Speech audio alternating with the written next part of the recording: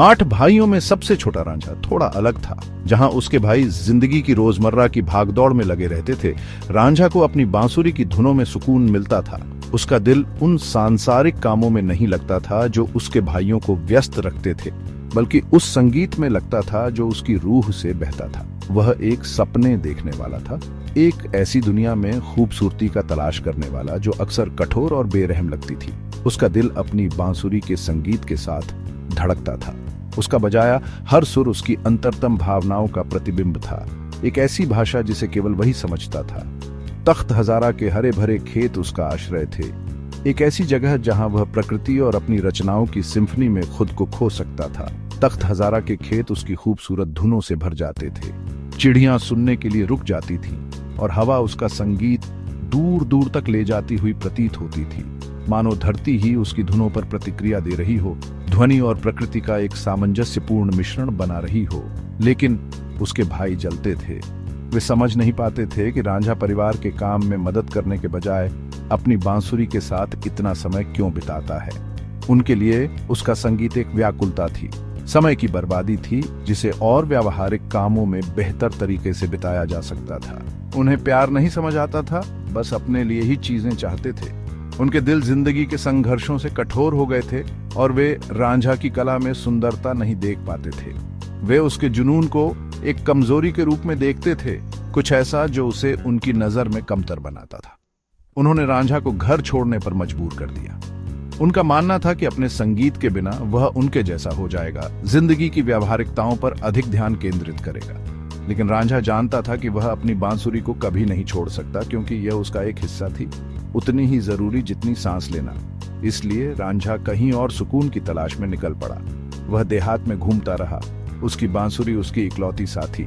खुले मैदान और विशाल आसमान उसका नया घर बन गए, एक ऐसी जगह जहां वह बिना किसी रोक टोक के खुद को अभिव्यक्त करने के लिए स्वतंत्र था। वह भटकता रहा, उसकी बांसुरी उसकी इकलौती दोस्त। उसके द्वारा बजाई जाने वाली धुनें किसी ऐसी चीज की लालसा से भरी थीं जिसका वह नाम नहीं ले सकता था, एक ऐसे संबंध की इच्छा जो शब्दों से परे थी। उसका संगीत ब्रह्मांड के लिए एक पुकार था, समझ और साथ की याचना। उसे अभी तक यह नहीं पता था, लेकिन पंजाब में किस्मत उसका इंतजार कर रही थी। उसकी यात्रा केवल शारीरिक नहीं थी, बल्कि अर्थ और अपनेपन की आध्यात्मिक खोज थी। उसका हर कदम उसे अपने नसीब के करीब ला रहा था, भले ही वह इससे अनजान था। उसने झंग की खूबसूरत वादियों की यात्रा की, लुढ़कती पहाड़ियों और जीवंत हरियाली के साथ जो उसे खुले हाथों से स्वागत करती प्रतीत होती थी। दृश्य लुभावना था। यह एक ऐसी जगह थी जो संभावनाओं से जीवंत लगती थी, उसके द्वारा छोड़े गए जीवन के बिल्कुल विपरीत। चमेली की खुशबू से मीठी हवा प्यार की बातें कर रही थी। खुशबू मदहोश कर देने वाली थी, उसे आशा और नवीनीकरण की भावना से भर रही थी। ये ऐसा था जैसे हवा ही उसे बता रही हो कि वह सही रास्ते पर है, कि उसकी यात्रा का एक उद्देश्य है। वह एक जुड़ाव चाहता था, एक ऐसा दोस्त जो उसे समझे। उसका दिल किसी ऐसे व्यक्ति के लिए तरस रहा था जो दुनिया को उसकी तरह देख सके, जो छोटी छोटी चीजों में सुंदरता की सराहना कर सके और संगीत के प्रति उसके प्यार को साझा कर सके। वह एक हमदर्द की लालसा रखता था, कोई ऐसा जो उसके अंदर के खालीपन को भर सके। उसका दिल एक ऐसे गम से दुखी था जिसका वह नाम नहीं ले सकता था। यह एक गहरा दर्दनाक अकेलापन था जो हर गुजरते दिन के साथ बढ़ता ही जा रहा था। अपने आसपास की सुंदरता के बावजूद वह अधूरा महसूस करता था, मानो उसका एक हिस्सा गायब हो। उसने अपना दुख अपनी बांसुरी में उंडेल दिया। उसके उदास सुर उसकी गुप्त इच्छाओं को प्रतिध्वनित करते थे। हर धुन उसकी आत्मा का प्रतिबिंब थी, उन भावनाओं को व्यक्त करने का एक तरीका जिन्हें वह शब्दों में बयां नहीं कर सकता था। उसका संगीत उसका सांत्वना था, उसके अकेलेपन के दर्द से निपटने का एक तरीका। हर सुर उसकी लालसा को समेटे हुए था, एक ऐसे भविष्य तक पहुंच रहा था जिसे वह नहीं जानता था। उसका संगीत अज्ञात के लिए एक पुल था, खुद से बड़ी किसी चीज से जुड़ने का एक तरीका। यह उसके लचीलेपन का प्रमाण था, विपरीत परिस्थितियों में भी अपने सपनों को न छोड़ने का उसका दृढ़ निश्चय। हीर सेठ फैमिली की खूबसूरत बेटी नज़ाकत से भरी हुई थी। उसकी मौजूदगी ताजी हवा के झोंके की तरह थी, सबके लिए खुशी और रोशनी लाती थी। वो सिर्फ अपनी खूबसूरती के लिए ही नहीं बल्कि अपने नेक दिल और नरम मिजाज के लिए भी जानी जाती थी। उसकी हंसी छोटी थी और उसकी मुस्कान अंधेरे दिनों को भी रोशन कर सकती थी। उसकी हंसी हवा में बजते हुए मुसिक की तारा थी। उसकी आंखें मस्ती से चमकती थी। उसमें एक ऐसी बात थी कि वो हर किसी को खास महसूस करती थी और उसकी खुशी फैल जाती थी। लोग अक्सर उसके आसपास जमा हो जाते थे, बस उसकी हंसी सुनने और उसकी मुस्कान देखने के लिए। वो अपने गांव में खुशी की एक किरण थी।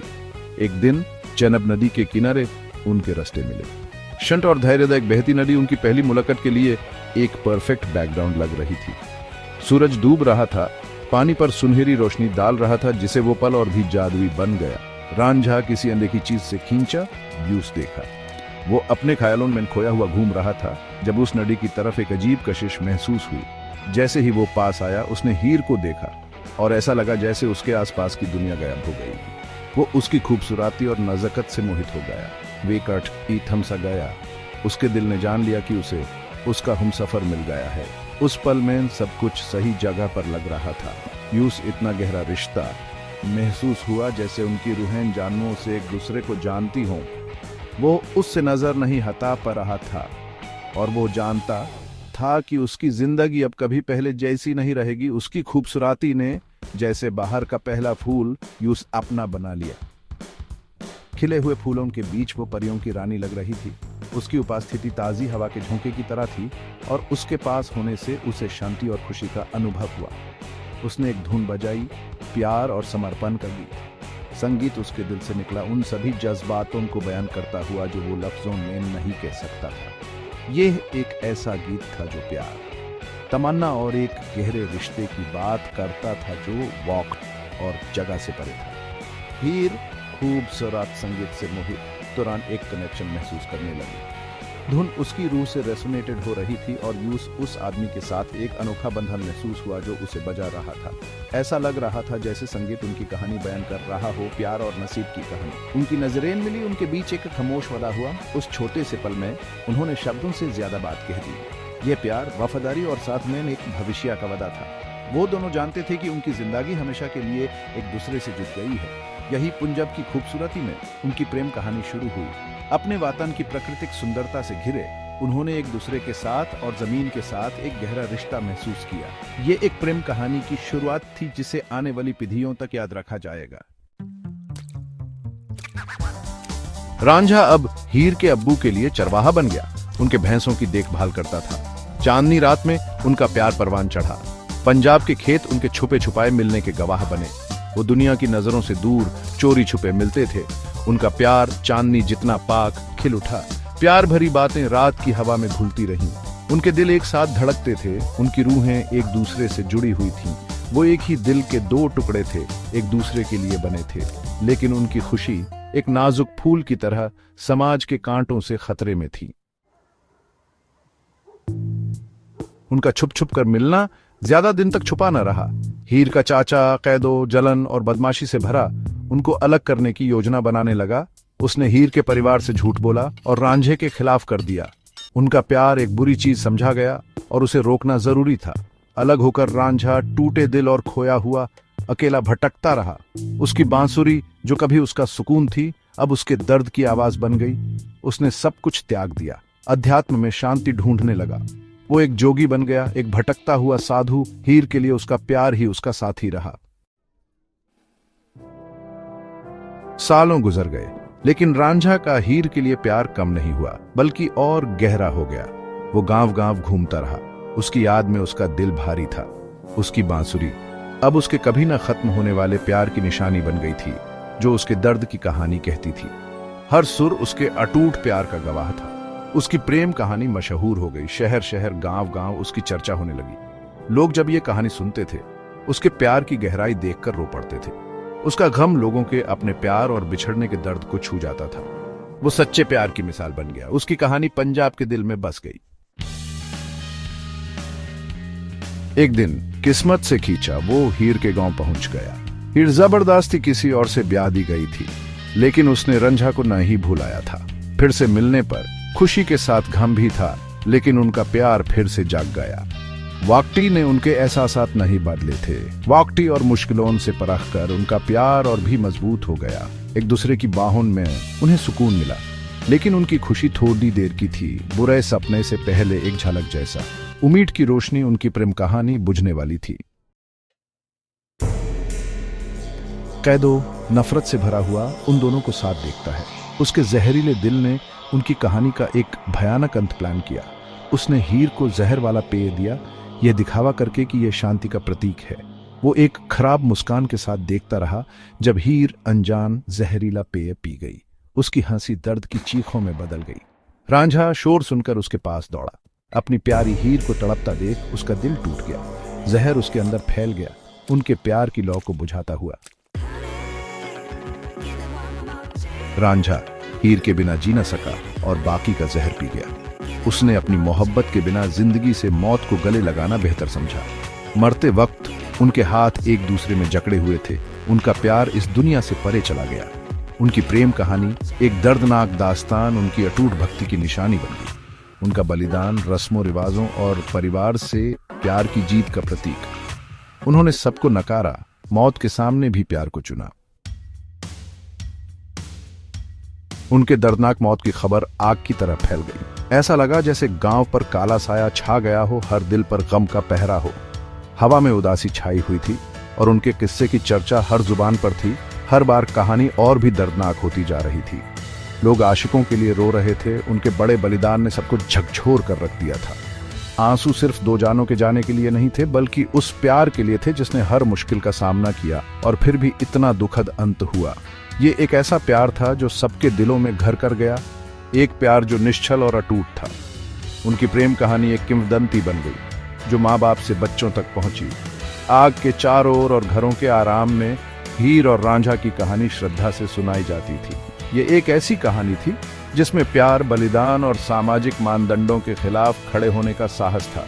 हर बार कहानी सुनाने से उनकी यादें ताज़ा होती रहीं, ये सुनिश्चित करते हुए कि उनका प्यार कभी भुलाया नहीं जाएगा।